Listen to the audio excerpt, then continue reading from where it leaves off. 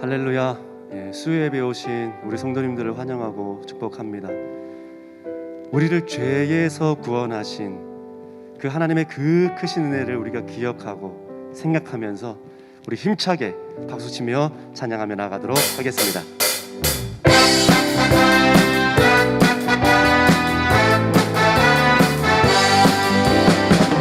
우리를 죄에서 구하시려 주 예수 십자가 지셨으니 기쁘게 부르세 할렐루야.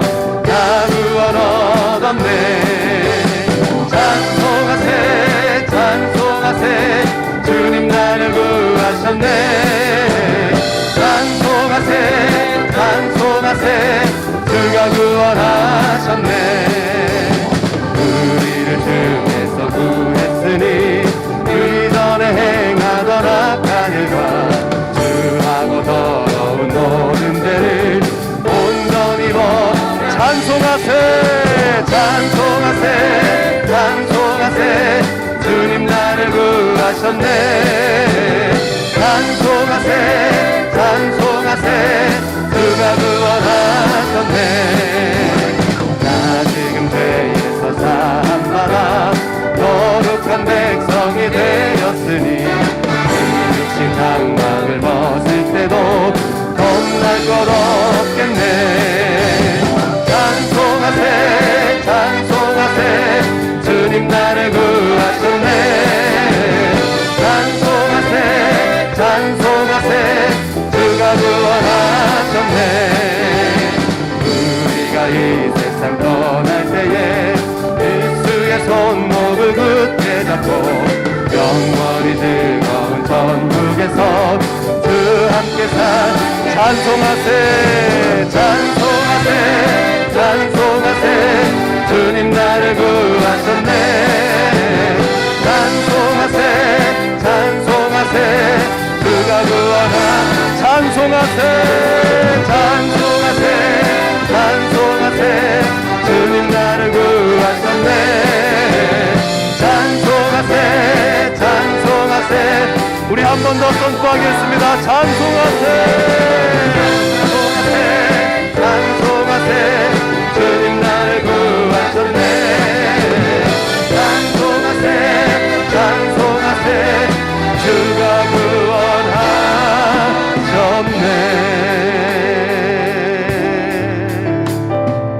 우리는 주의 움직이는 교회, 이곳은 주님을 위한 자리. 내가 기도하는 모든 땅 위에서 하나님 예배 받은 그날을 고대하네. 우리 한 번 더요. 우리는 주의 움직이는 교회, 우리는 주의 움직이는 교회, 이곳은 주님을 위한 자리. 내가 기도하는 모든 땅 위에서 하나님 예배 받은 그날을 고대하네. 나의 노래로 주님의 성전을 지으리. 높임을 받으소서. 이스라엘의 찬송 증거하신 주님은 거룩하십니다. 그 손들어 주님의 보좌를 만들고 마음 다해 경배하리. 그름 날개 사이에 임하신 것처럼 내 위에 하나님 우리가 이곳에 섰으니 땅을 치유하소서. 하나님 우리가 어디에 있든지 주를 높이리다. 열방들아 주님을 송축할지어다. 그 알 아래 입 맞추라. 영원한 통치자 주 예수 그리스도, 그는 위대하신 왕. 한 번 더요. 우리는 주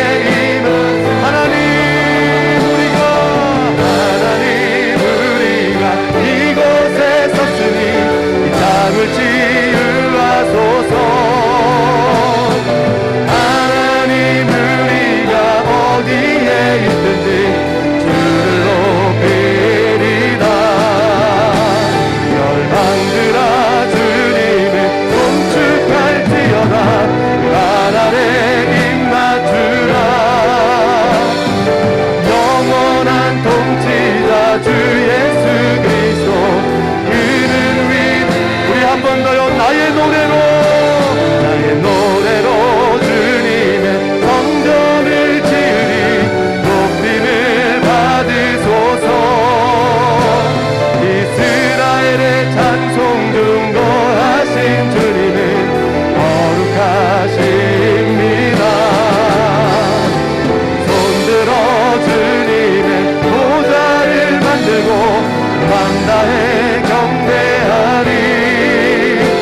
구름 날개 사이에 임하신 것처럼 내 위에 임하신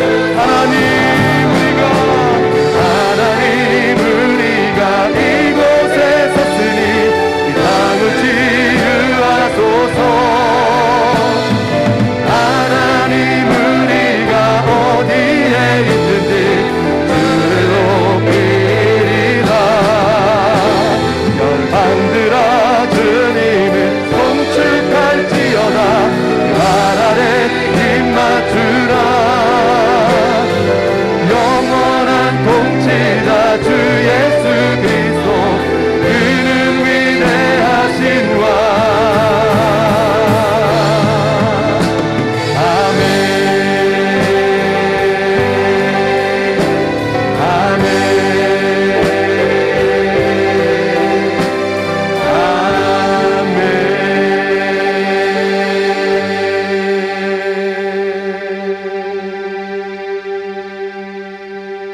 우리 주는 위대하며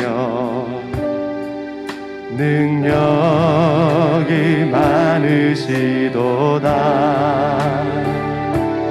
그의 지혜 무궁하며 인자는 영원하도다. 상한 자를 고치시며 상처를 싸매시도다.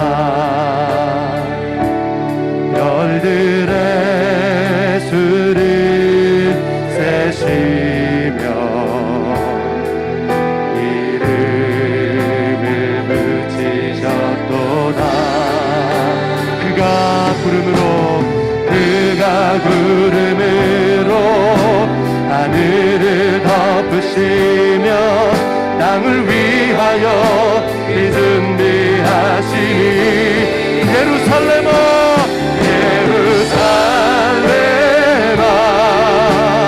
여호와를 찬송할지어다. 내 하나님을 감사함으로 그 앞에 나가며 주 임재 앞에 경배. 우리 주는 위대하며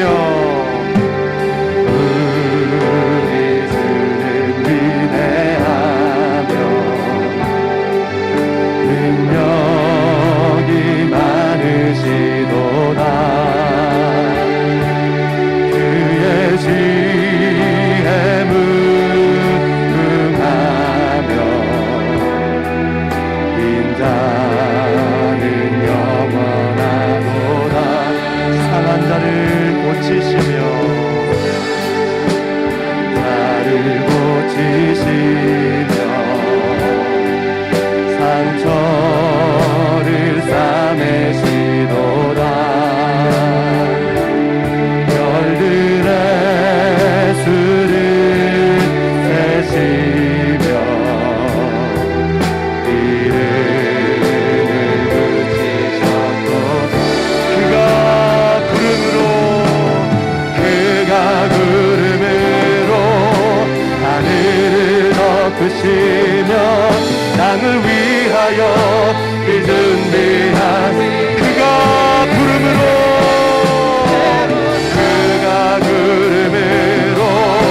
하늘을 덮으시며 땅을 위하여 이 준비하신. 그가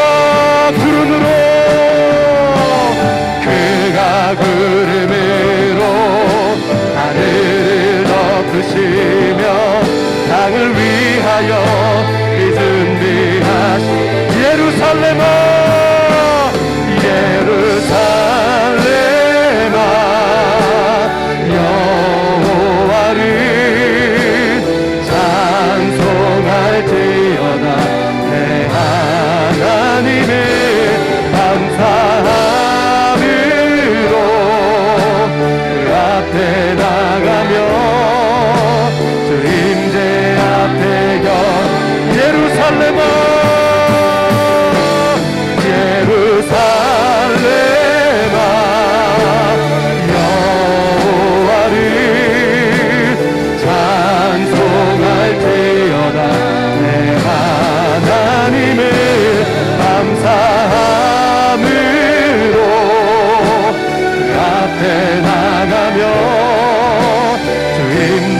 우리 마지막으로 한 번만 더 선포하겠습니다. 예루살렘아 예루살렘아 여호와를 찬송할 때여나 내 하나님을 감사함으로 그 앞에 나가며 임재 앞에 경배.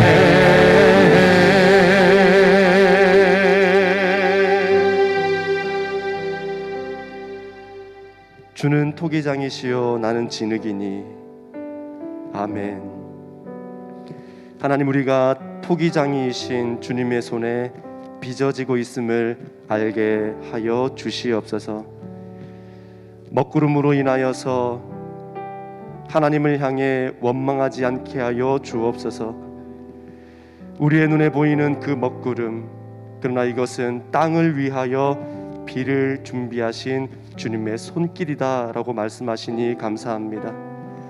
먹구름으로 두려워하지 않게 하시고, 먹구름으로 원망과 불평하지 않게 하시고, 땅을 위하여 비를 내리시는 하나님의 은혜임을, 하나님의 능력임을 보게 하여 주시옵소서.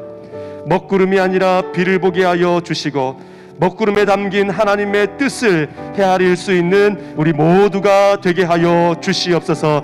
그 하나님의 뜻을 날마다의 삶 속에서 발견하며 오늘 선포되어지는 말씀을 통하여서도 듣게 하시고 깨닫게 하여 주시옵소서. 우리 다같이 주님의 이름을 크게 한번 부르고 동성으로 기도하겠습니다. 주여, 살아계신 하나님, 우리의 모든 삶이 토기장이신 그 주님의 손에 빚어지고 있음을 알게 하여 주시옵소서. 빚어지기 위하여서는, 모양이 잡히기 위하여서는 이렇게 주물러줘야 되고 저렇게 주물러줘야 되는 것처럼 우리의 삶이 아프고 힘들지라도 이 모든 것은 하나님의 은혜인 것을 알게 하여 주시옵소서. 먹구름으로 땅을 덮으시는 주님, 먹구름으로 하늘을 덮으시는 주님, 먹구름으로 하늘을 덮으신 이유는 땅을 위하여 비를 준비하신 하나님의 은혜인 것을 알게 하여 주시옵소서. 먹구름만 보지 않게 하시고 먹구름에 담긴 하나님의 뜻과 하나님의 은혜를 보게 하셔서 오늘도 선포되어지는 말씀을 통해 그 하나님의 뜻과 은혜를 발견하며 나아가는 우리 모두가 되게 하여 주시옵소서.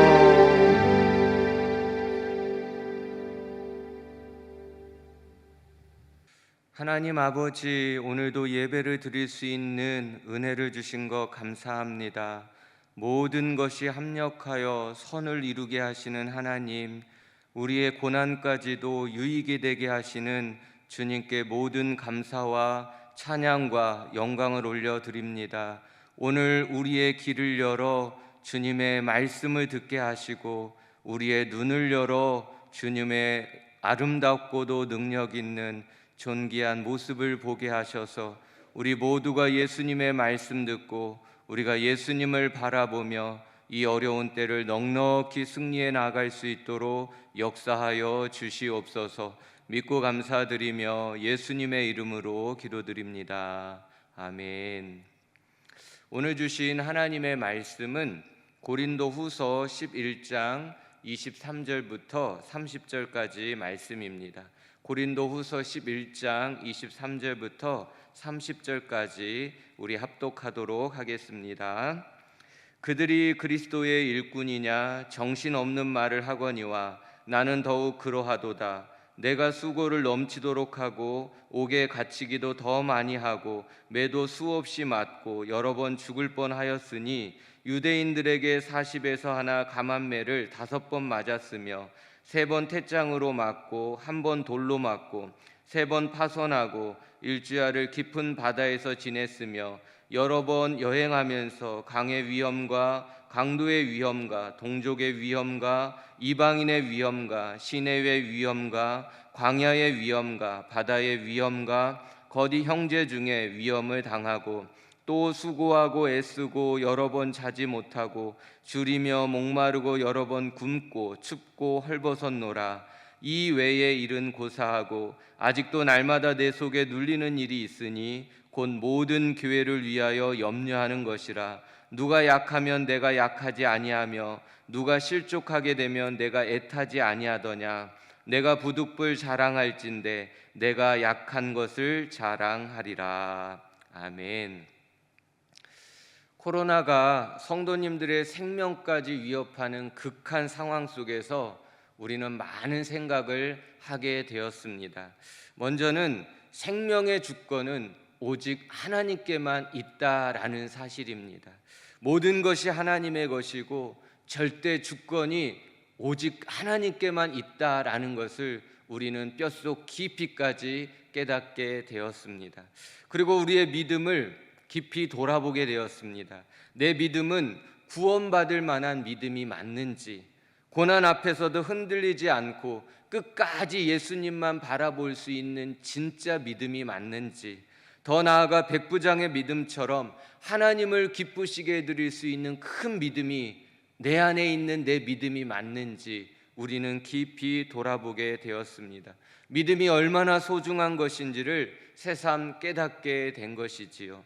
그리고 교회에 대해서도 깊이 생각하게 되었습니다. 고난 앞에서 교회는 어떻게 반응해야 하고 어떻게 대응해야 하는지, 고난과 환난의 바람이 불어 닥쳤을 때 진짜 교회는 어떤 모습으로 서 있어야 하는지 교회에 대해서 깊이 생각하게 됐고요. 교회의 존재와 그리고 교회의 역할과 사명을 생각해 보게 되었습니다. 하나님께서 교회에게만 주신 예배, 그 기도, 그것이 얼마나 큰 축복이고 은혜이며 능력인지를 몸소 경험하게 되었던 그런 은혜의 시간이었던 것 같습니다. 무엇보다도 교회 공동체에게 허락한 고난이 우리에게 얼마나 큰 유익을 주는지도 알게 되었습니다. 교회로 하여금 얼마나 하나가 되게 하는지, 그리고 얼마나 간절하게 하는지, 얼마나 사모하게 하는지, 얼마나 예수님만을 바라보고 의지하며 기도하게 했는지 우리는 경험했습니다.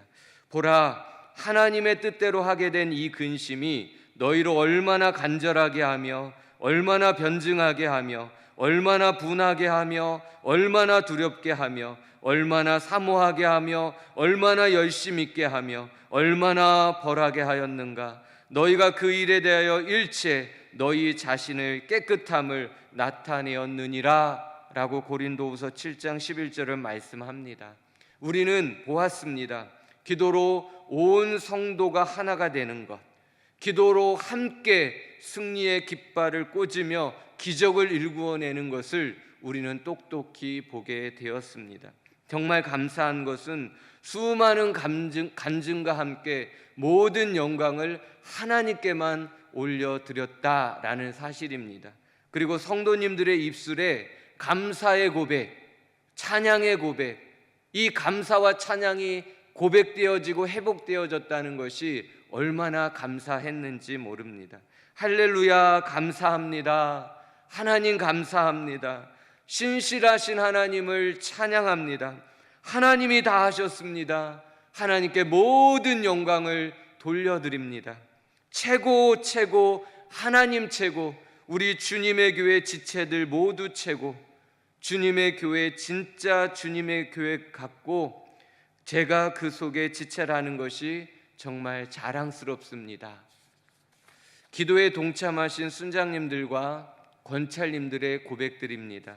교회 공동체에 임한 극한 고난이 교회를 교회되게 했던 것입니다. 우리는 주님의 교회의 한 가족이었고 하나님만을 믿고 섬기는 거룩한 교회요 공동체라는 것을 깊이 있게 경험하고 다시 한번 생각하고 돌아보게 되는 은혜의 시간이었던 것이지요. 고린도후서 8장은 고린도 교회에게 마게도냐 교회들을 소개하고 있는 것을 봅니다. 8장 1절 2절을 보면 형제들아, 하나님께서 마게도냐 교회들에게 주신 은혜를 우리가 너희에게 알리노니 환난의 많은 시련 가운데서 그들의 넘치는 기쁨과 극심한 가난이 그들의 풍성한 연보를 넘치도록 하게 하였느니라 라고 말씀해 줍니다. 여기서 마게도냐 교회들은 빌립보, 데살로니가 그리고 베레아 교회를 말합니다. 이 교회들의 실상이 있습니다. 많은 환난과 시련 그리고 극심한 가난 속에 있었다라는 겁니다. 다른 지역과는 다르게 마게도냐 지역은 로마로부터 많은 착취를 당했기 때문에 극심한 가난에 시달려야 했다라는 것이죠. 자, 반면 기독교에 대해서는 유별나게 배타적이었기 때문에 마게도냐 교회들은 많은 환난과 핍박을 당할 수밖에 없었다라는 사실입니다. 극심한 가난, 그것도 힘들고 서러운데 그리스도인이라는 이유로 같은 지역 사람들에게조차도 무시를 당하고 많은 환난과 핍박을 당했던 것이 이 마게도냐 교회와 성도들의 실상이고 모습이었다라는 것입니다. 자, 그런데도 우리가 눈여겨보아야 될 것이 있습니다. 이 교회들은 남다른 실상을 보여주고 있다라는 사실입니다. 환난과 시련이 그렇게도 많은 교회였는데 넘치는 기쁨이 그들에게 있었다라는 거죠. 극심한 가난 중에 있었는데도 풍성한 연보, 구제를 그렇게 풍성하게 했다라는 겁니다. 힘대로 했을 뿐만 아니라 심해 지나도록 자원해서 성도 섬기는 이 일에 그들이 기꺼이 참여했다라고 고린도후서 8장 3절은 말씀해 주고 있습니다. 참 이상하지 않습니까? 극심한 가난 속에서 어떻게 심해 지나도록 그렇게 헌금을 할 수가 있었느냐라는 겁니다. 무지막지한 환난과 시련을 당하는데도 어떻게 기쁨을 이기지 못하고 정말로 극도의 기쁨, 행복한 그 기쁨을 그들이 누리며 나눌 수 있었느냐라는 겁니다. 아무나 할 수 없는 모습이지 않습니까? 저력 있는 진짜 교회의 모습을 이들이 보여주고 있는 거 아니겠습니까? 주님 보시기에 이들은 남다른 교회였다, 남다른 성도였다라는 것을 우리에게 이해하게 해주고 있는 것입니다. 어떻게 가능했을까요? 무엇이 이들을 이렇게 대단하게 만들어 놓은 것일까요? 하나님께서 마게도냐 교회들에게 주신 은혜를 우리가 너희에게 알리로니 라고 8장 1절은 말씀합니다. 하나님께서 마게도냐 교회에게 주신 은혜 때문이라는 겁니다. 십자가로부터 흐르는 하나님의 은혜가 교회와 성도님들에게 흘러 넘쳤다라는 것이죠. 이들은 예수님으로 충만했고 충분했고 또 예수님 한 분만으로 만족했다라는 것입니다. 하나님의 넘치는 은혜가 고난 중에서도 그들을 웃게 만든 겁니다. 가난 중에서도 풍성한 연보로 함께 나눌 수 있는 그런 넉넉한 교회, 따뜻한 교회가 되게 만들어 주었다라는 것입니다. 그러나 노아는 여호와께 은혜를 입었더라. 창세기 6장 9절의 말씀입니다. 노아가 하나님께 받은 은혜는 실로 엄청난 은혜라고 말할 수밖에 없습니다. 당시 30억으로 추정되는 세상 모든 사람들 중에 유일하게 구원받은 놀라운 은혜를 노아가 받게 된 것이니까요. 생명을 구원받은 특별한 은혜였습니다. 사망으로부터, 물의 심판으로부터 건짐받는 놀라운 구원의 은총을 노아가 받은 것입니다. 이 하나님의 은혜가 노아에게 임하니까요, 노아는 그 은혜에 사로잡히게 됩니다. 120년 동안 모진 핍박과 조롱 속에서도 구원의 방주를 만들어내고 맙니다. 타락한 세상에 물들지 않고요, 거룩한 순결을 지키며 끝까지 구원을 이루며 구원을 지켜냈다라는 사실입니다. 그가 대단해서가 아닙니다. 그가 다른 사람들과 다른 특별한 것을 가지고 있었기 때문이 아닙니다. 그에게 하나님의 은혜가 임했기 때문입니다. 하나님의 은혜가 노아의 구원을 완성시킨 것이죠. 하나님의 은혜가 노아를 구원의 방주 만들게 해준 것입니다. 하나님의 은혜가 노아를 노아되게 하고 하나님의 은혜가 교회를 교회되게 만들어 준 것입니다. 그러므로 이 시대 모든 교회와 성도들은 마게도냐 교회들처럼 넘치는 하나님의 은혜를 받을 수 있어야 됩니다. 노아처럼 그러나의 은혜를 받을 수 있어야 하는 겁니다. 강물 같은 하나님의 은혜가 이 땅에 존재하는 모든 교회와 성도님들 위에 넘쳐 흐를 수 있게 되어야 하는 것입니다. 하나님의 은혜가 흘러 넘칠 때 극한 고난과 가난 속에서도 불평하지 않고 원망하지 않고 기뻐 찬양할 수 있게 되기 때문입니다. 하나님의 은혜가 넘치게 흘러 우리의 가슴 속에 임할 때 마음과 뜻과 힘을 다하여 교회를 섬길 수 있고 열악하고 연약한 성도님들을 섬길 수 있고 이 땅과 열방을 섬길 수 있기 때문에 그런 것이죠.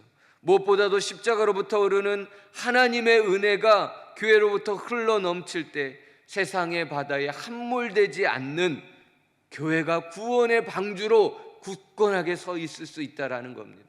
교회가 구원의 방주로 굳게 서 있을 때 교회 안에 계신 성도님들을 그 세상의 악한 죄와 유혹으로부터 함몰되지 않고 보호하고 지켜낼 수 있게 되는 것입니다. 더 나아가 그 세상 바다의 죽음으로 저 지옥으로 달려가는 그 영혼들을 구원해낼 수 있는 구원의 방주로서 교회가 온전히 쓰임받을 수 있기 때문에 그런 것입니다. 그러므로 교회에게 하나님의 은혜가 임해야 됩니다. 강물 같은 은혜가 흘러 넘쳐야 됩니다. 그래서 우리 담임 목사님을 중심으로 모든 교육자들이 토요일마다 하나님 앞에 간절히 기도하는 것이 있습니다. 하나님, 주일 예배 가운데 강물 같은 은혜가 우리 성도님들과 가정과 일터 위에 부어지게 하여 주시옵소서. 왜냐하면 이 은혜를 받을 때 비로소 우리는 이 극한 고난의 상황 속에서도 함몰되지 않고 원망하거나 불평하지 않고 도리어 감사하고 찬양하며 이 고난을 하나님의 뜻 가운데 넉넉히 선한 열매로 맺어 갈 수 있기 때문에 그런 것입니다. 그래서 우리는 넘치는 은혜가 필요한 것입니다. 우리 주님의 교회와 주님의 교회에 속한 모든 성도님들과 가정과 일터 위에 넘치는 하나님의 은혜가 임하기를 축복합니다. 때를 따라 돕는 은혜, 이른 비와 늦은 비의 은혜, 감당할 수 없는 은혜, 항거할 수 없는 은혜, 지극히 큰 은혜, 그 하나님의 깊은 은혜가 우리의 심령 속에 가득히 넘쳐날 수 있기를 예수님의 이름으로 축복합니다. 사도 바울은 왜 고린도 교회에게 마게도냐 교회에 대해서 이야기해 준 것일까요? 실질적으로는 고린도 교회도 마게도냐 교회들처럼 어려움을 당하고 있었던 예루살렘 교회를 위해 기쁨과 자원함으로 구제연금을 하기 바랬기 때문입니다. 이것은 실제적인 상황입니다. 그러나 본질적인 것이 있습니다.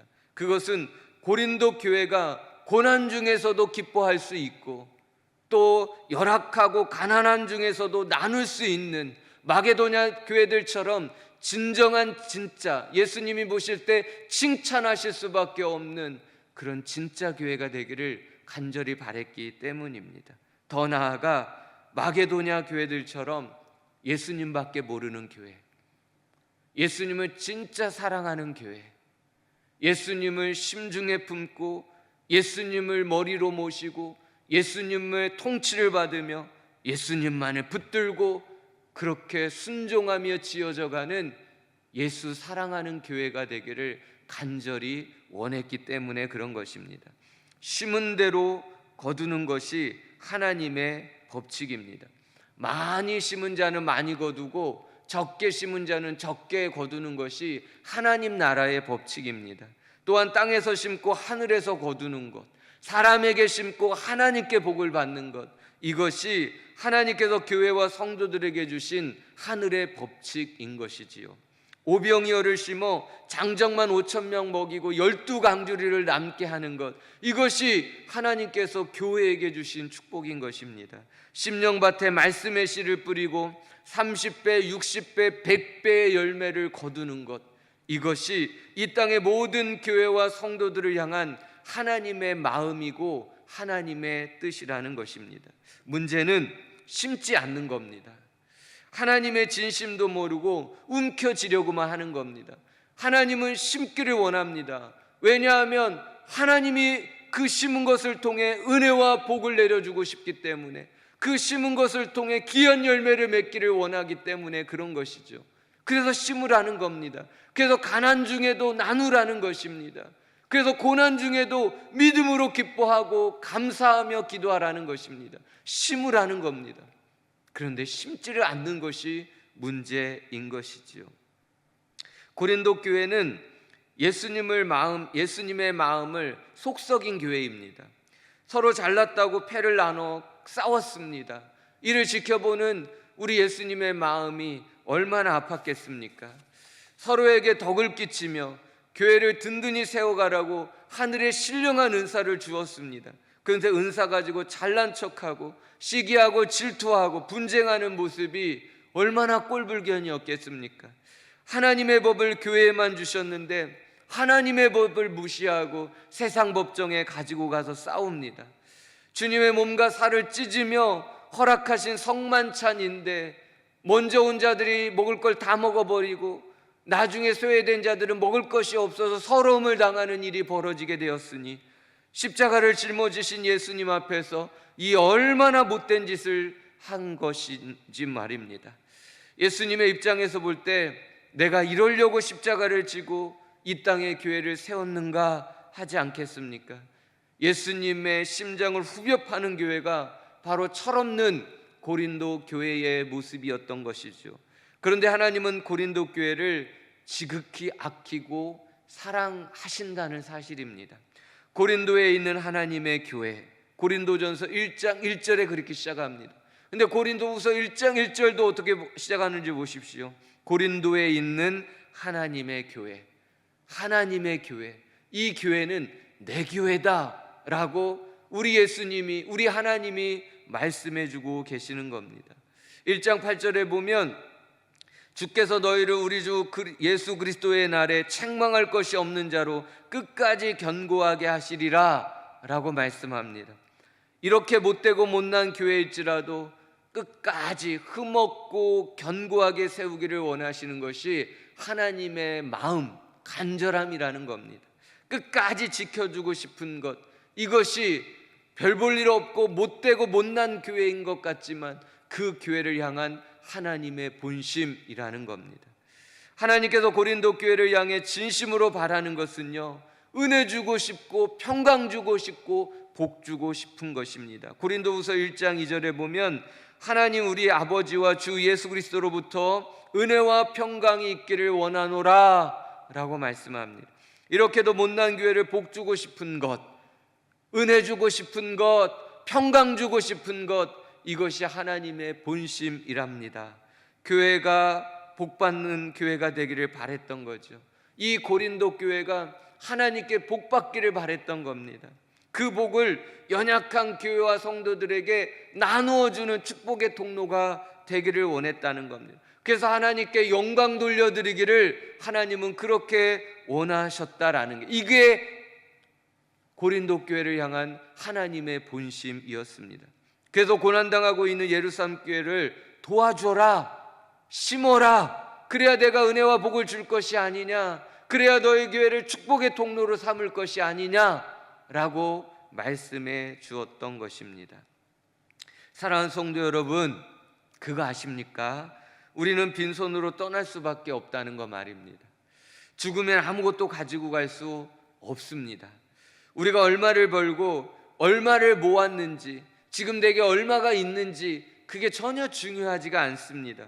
우리가 무엇을 얼만큼 가졌는지 그것이 중요한 것이 아니라 가진 것으로 무엇을 하고 있느냐, 가진 것으로 무엇을 했느냐, 가진 것으로 무엇을 할 것이냐, 이것이 중요한 것입니다. 움켜쥐지 말고 나누라는 거예요. 하나님께서 더 좋은 것으로 채워주고 싶기 때문에 그런 겁니다. 사람에게 심고 하나님께 은혜와 복을 받으십시오. 사람에게 심고 하나님께 받으십시오. 특별히 은혜 갚을 능력이 없는 연약한 분들을 위해서 값없이 섬겨 보십시오. 그분들이 기도할 겁니다. 하나님, 저는 갚을 힘이 없습니다. 그래서 하나님께 구합니다. 내게 이 은혜를 주신 우리 귀한 집사님께, 우리 장로님과 권사님께 하나님께서 은혜를 주십시오. 하나님께서 만배로 갚아주십시오. 그 기도가 하나님께 상달될 것이고요, 그 기도를 하나님이 들으실 것이고, 그 기도로 우리 성도님들을 축복하고 은혜롭게 하고 평강 넘치게 만들어 주실 거라는 겁니다. 이것이 고난 중에도 나누라는 하나님의 마음인 것입니다. 이 고난의 때에 나 힘들다고요, 나도 지치다고, 남 돌아볼 겨를도 없다고 그러지 마시고요, 인색하지 말고 주변을 돌아보며 섬겨보십시오. 하나님의 마음에 믿음을 심으십시오. 그리고 섬김과 나눔을 통해 선한 행실을 심어 보십시오. 하늘의 은혜와 복을 많이 받게 될 것이고요, 생명과 구원을 위해 귀하게 쓰임받는 그런 남은 인생과 가정과 일터가 되는 믿음의 거부요 축복의 통로가 되어질 줄 믿습니다. 고린도 교회는 예수님의 마음만 아프게 한 것이 아닙니다. 고린도 교회를 개척한 사도 바울의 마음에도요 비수를 꽂고 말았습니다.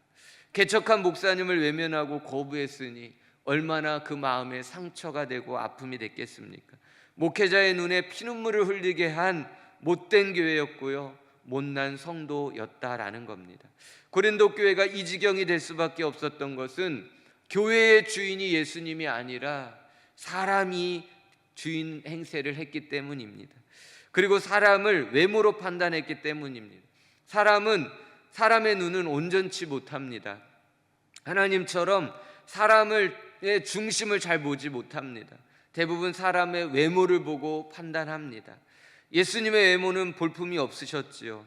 그는 주 앞에서 자라나기를 연한 순 같고 마른 땅에서 나온 뿌리 같아서 고운 모양도 없고 풍채도 없은즉 우리가 보기에 흠모할 만한 아름다운 것이 없도다. 이사야 53장 2절에 말씀해 주고 있습니다.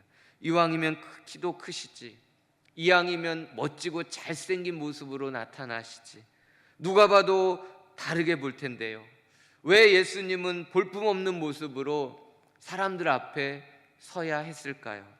하나님이 보시는 것은 외모가 아니라 신앙의 중심이다 라는 것을 알려주기 위해서입니다. 사람을 외모로 판단하지 말고 그 사람의 중심을 보고 판단하라. 이것이 하나님이 보시는 관점이다 라는 것을 똑똑히 알려주기 위해서 그랬던 겁니다. 교회와 성도들의 눈은요 세상 사람들과 달라야 합니다. 세상과 같이 사람을 외모로 보고 판단하게 되면 고린도 교회처럼 잘난 척하게 되고요, 싸움질하게 됩니다. 세상 사람들처럼 돈 보고 명예 보고 학벌 보고 외모 보고, 이거 그리스도인의 모습 아닙니다. 그리스도인은 그의 영혼을 보아야 됩니다.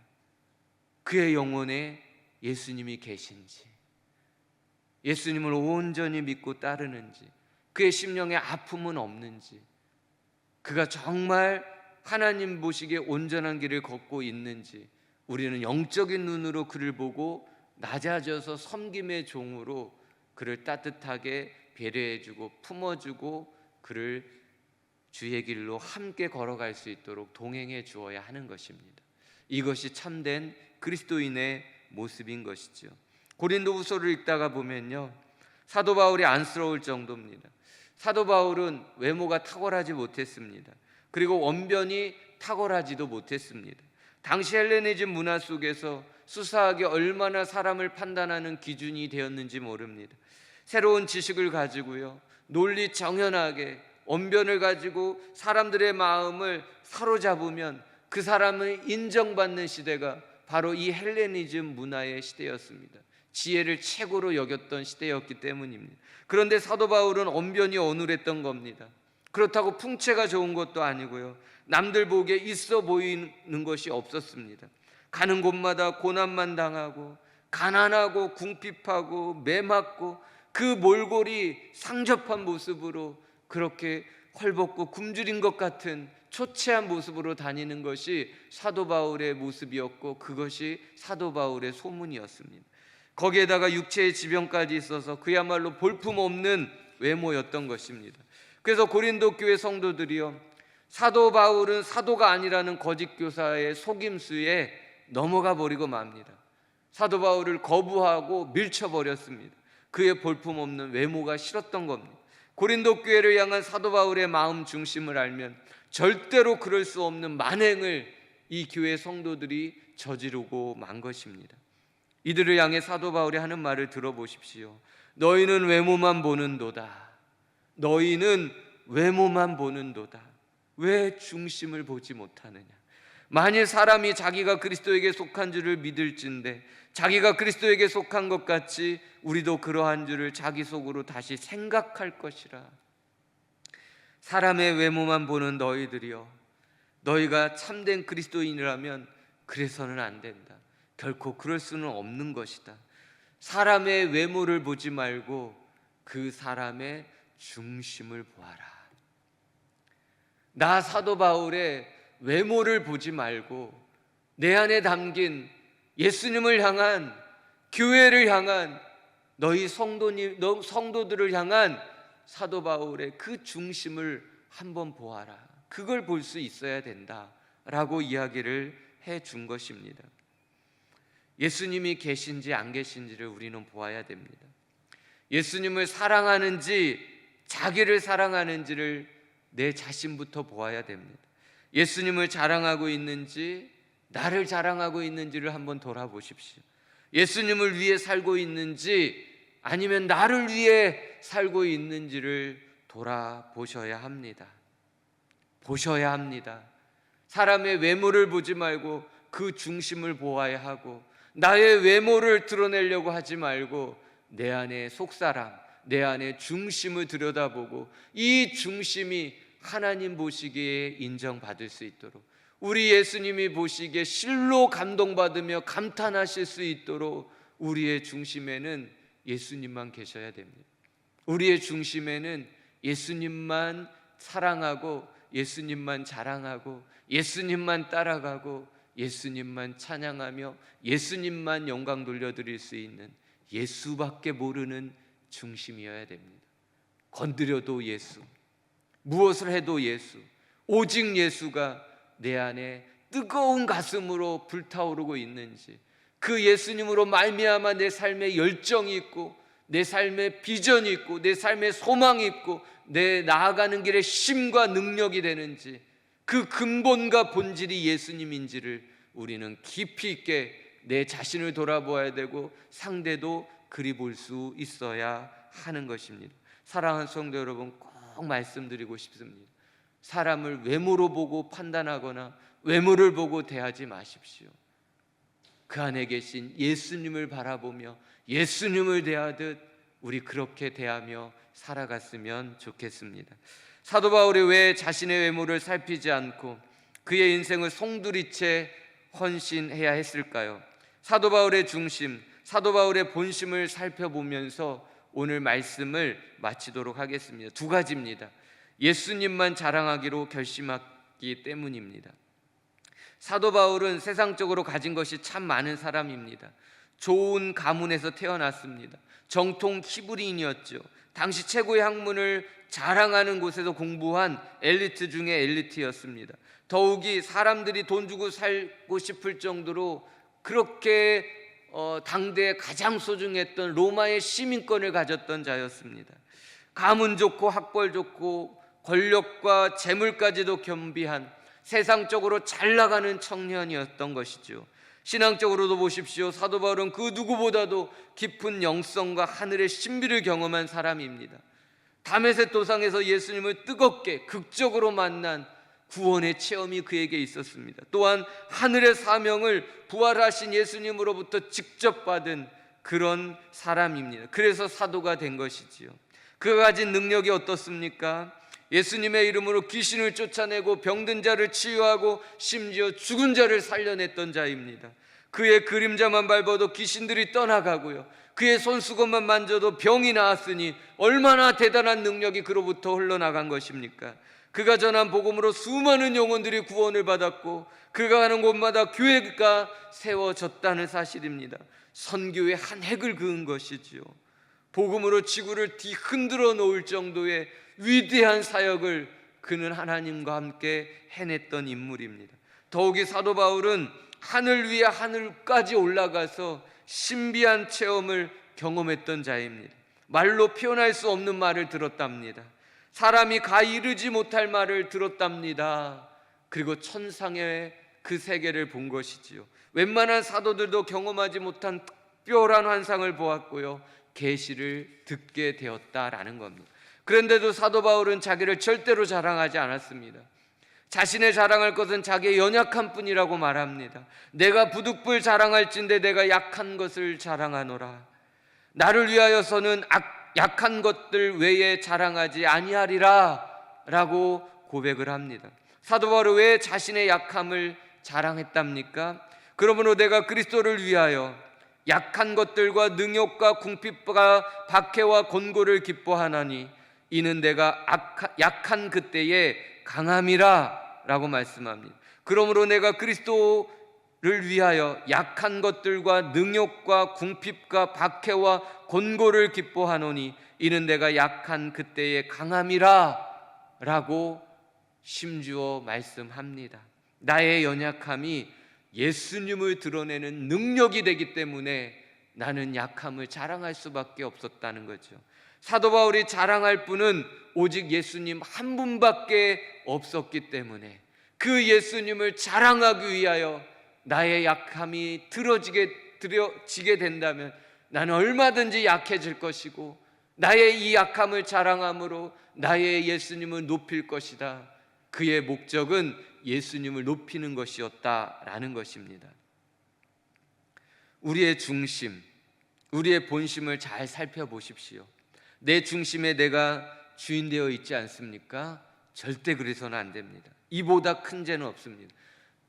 내 안에 내가 주인 된 것, 이것이 가장 큰 죄입니다. 예수님만이 주인이신데 예수님만은 이 주인됨을 양보하시지 않는데 선악과를 따먹은 그 죄와 동일한 죄가 내가 주인 되는 죄인데 이 죄를 결단코 범하지 마십시오. 내 본심이 나를 자랑하고 싶으십니까? 나를 드러내고 싶으십니까? 예수님을 이용해서라도 나를 사람들 앞에 내세우고 싶고 자고하고 싶고 자랑하고 싶으십니까? 십자가에 이 자랑과 자고를 못 박아 버리십시오. 그리고 예수님만 자랑하십시오. 이 고난의 때에 예수님을 깊이 만나시기를 바랍니다. 세상 자랑 다 버려지게 될 겁니다. 세상이 자랑하는 돈과 명예 그리고 외모, 이것들이 얼마나 초라한 것인지를 깨닫게 되고요, 배설물로 다 버리게 될 것입니다. 진심으로 예수님만 사랑하게 되고 진심으로 예수님만 자랑하게 될 것입니다. 우리도 사도 바울처럼 예수님을 그렇게 진하게 만났으면 좋겠고, 사도 바울처럼 나의 약함을 자랑할지언정 절대로 내 자랑을 하지 않고 나의 약함을 자랑하면서 우리 예수님만을 자랑할 수 있는, 나는 낮아지고 우리 예수님만을 높여줄 수 있는, 예수님만을 높이고 자랑할 수 있는 우리 성도님들의 복 있는 진실한 겸손한 삶들 다 되시기를 예수님의 이름으로 축복합니다. 마지막으로 한 가지 더입니다. 교회를 가슴에 품었기 때문입니다. 이것이 사도 바울의 본심입니다. 그는 하나님의 은혜와 복음 증거하는 일을 위해선 자기의 생명을 조금도 귀한 것으로 여기지 않았던 사람입니다. 그래서 정말 고난을 많이 받았지요. 오늘 본문이 그것을 이야기해 줍니다. 수고를 넘치도록 받고 옥에 갇히고 더 많이 맞고 수없이 맞고 죽을 뻔하고 태장으로 맞고 돌로 맞고 3번 파손하고 일주야로를 기품에서 지내고 강의 위험, 강도의 위험, 동족의 위험, 이방인의 위험, 시내외의 위험, 광야의 위험, 바다의 위험, 거지 형제의 위험을 당했습니다. 얼마나 많은 고난과 헐벗고 굶주리고 춥고 어려웠는지 모릅니다. 그러나 예수 그리스도를 증거한다는 이 고난은 달게 받을 수가 있었대요. 그런데 그의 가슴을 너무나 아프게 하는 한 가지 사실이 있었답니다. 외적 고난보다도 더 크게 아프게 하는 그의 심령을 괴롭게 만드는 것, 그것은 교회를 향한 아픔이고 염려였답니다. 본문 28절을 보십시오. 이 외의 일은 고사하고 아직도 날마다 내 속에 눌리는 일이 있으니 곧 모든 교회를 위하여 염려하는 것이라 그랬습니다. 주님이 세우신 모든 교회, 그 교회를 붙잡고 염려하고 아파하는 것, 이것이 사도 바울의 마음의 본심입니다. 고린도후서 2장 13절을 보면 내가 내 형제 디도를 만나지 못함으로 내 심령이 편치 못하여라고 말합니다. 사도 바울은 디도를 만나지 못해서 마음이 너무 괴로웠다는 겁니다. 위장병이 걸렸답니다. 그 디도가 고린도 교회 소식을 들고 오기 때문에 그 소식이 어떨까? 정말로 이 편지, 이 복음을 듣고 그들이 아멘 했을까? 아니면 또 거부했을까? 그것이 마음으로 너무너무 애타기 때문에 복음의 길이 열렸는데도 복음을 전하지 못하고 그 편지를 들고 오는 디도를 만나기 위해 단숨에 달려갔다라는 것입니다. 이렇듯 사도 바울의 마음속에는 교회가 품어져 있었던 것입니다. 예수님도 교회를 품으셨습니다. 계시록 21장 2장 1절을 보면 오른손에 있는 7뼈를 붙잡고라고 기록되어 있습니다. 7뼈는 교회를 상징합니다. 예수님의 오른손이 교회를 붙잡고 계신다는 겁니다. 여기서 말하는 붙잡고라는 뜻은요, 절대로 놓지 않는다라는 뜻입니다. 절대로 놓지 않는다. 예수님이 절대 놓지 않는 그 사랑의 능력, 그 주님의 능력의 손, 이것이 교회를 붙들고 있는 예수님의 마음이고 예수님의 뜻인 것입니다. 사랑하는 성도 여러분, 우리 주님의 교회가 십자가로부터 흐르는 하나님의 은혜로 충만한 그런 은혜 충만한 교회가 되기를 원합니다. 그렇게 만드십시오. 마게도냐 교회들처럼 고난과 환난 중에도 기뻐 찬송하며 어려움 중에도 힘을 다하여 주변을 돌아보고 나눌 수 있는 따뜻한 교회가 되게 만드십시오. 우리가 그래야 됩니다. 그리고 사람이 주인되고 자랑되어지는 교회가 아닌 오직 예수님만 주인으로 모시고 오직 예수님만 자랑하는 그런 교회로 우리가 함께 만들어 갔으면 좋겠습니다. 그리고 마지막으로 주님의 교회를 가슴으로 품으십시오. 우리 주님의 교회를 우리의 가슴으로 품어 보십시오. 코로나 가운데 이런 고백을 들었습니다. 아내가 코로나에 확진돼서 많이 아팠답니다. 그런데 두 사랑하는 딸도 어린 딸인데 코로나에 확진된 겁니다. 아빠가 이 두 딸을 한 방에서 품고 재우고 그 긴 시간들을 보냈다고 합니다. 하나님께 기도했답니다. 하나님, 저는 확진되면 안 됩니다. 제가 건강하기 위해서가 아니라 제가 이 아이들을 돌보아 주어야 되기 때문에 그렇습니다. 하나님, 저를 지켜주시고 우리 아이들을 지켜주십시오. 내가 코로나에 걸릴 수밖에 없는 상황 아닙니까? 그럼에도 불구하고 그 딸아이를 품을 수밖에 없는 것, 이것이 품는 부모의 마음이 아니겠습니까? 우리 순장님 중에 한 분은 이렇게 고백을 했습니다. 하나님 앞에 이렇게 기도를 했답니다. 하나님, 우리의 기도를 반드시 들어주셔야 됩니다. 꼭 응답해 주셔야 됩니다. 그렇지 않으면 우리 주님의 교회에 집단 우울증 걸립니다 라고 기도를 했답니다. 그러면서 우리 순가족들과 함께 얼마나 눈물로 울며 기도했는지 모른다고 그런 고백을 알려주셨습니다. 사랑하는 성도 여러분, 나를 구원해 주신 구주 되신 예수님의 몸이 교회입니다. 예수님이 핏값을 주고 사서 너희는 한 가족이야 라고 묶어주신 거룩한 성도들의 공동체가 바로 교회입니다.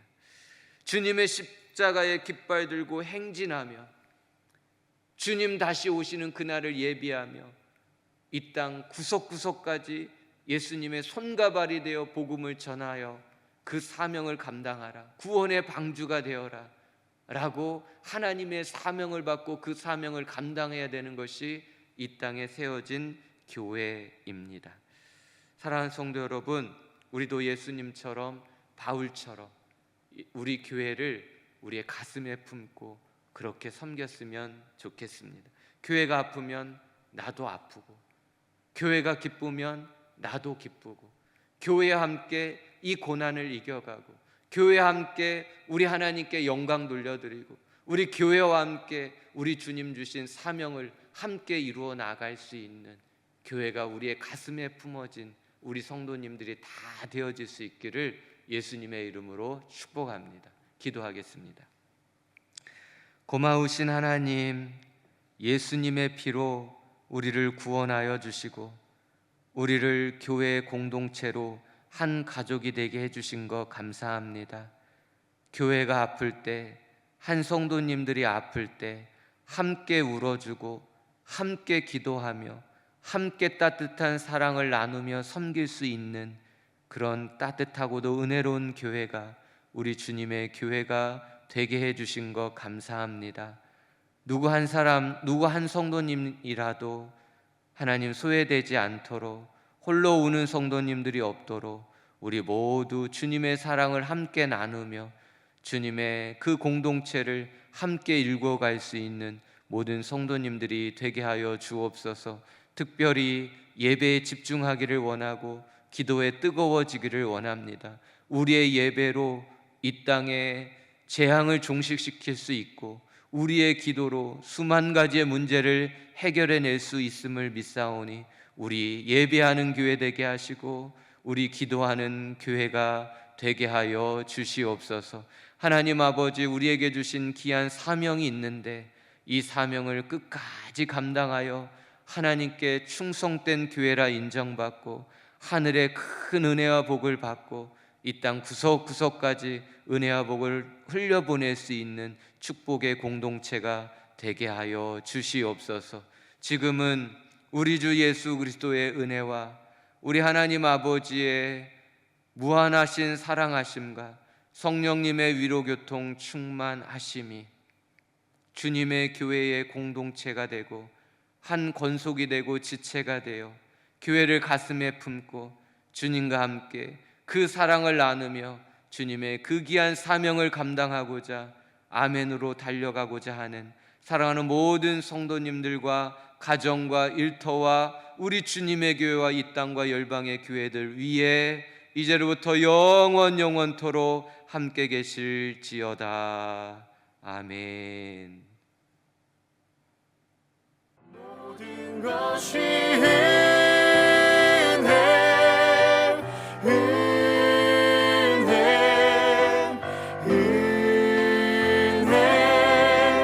한없는 은혜 내 삶에 당연한 건 하나도 없었던 것을 모든 것이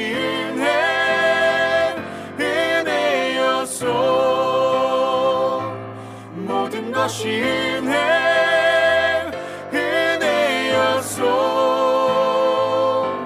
모든 것이 은혜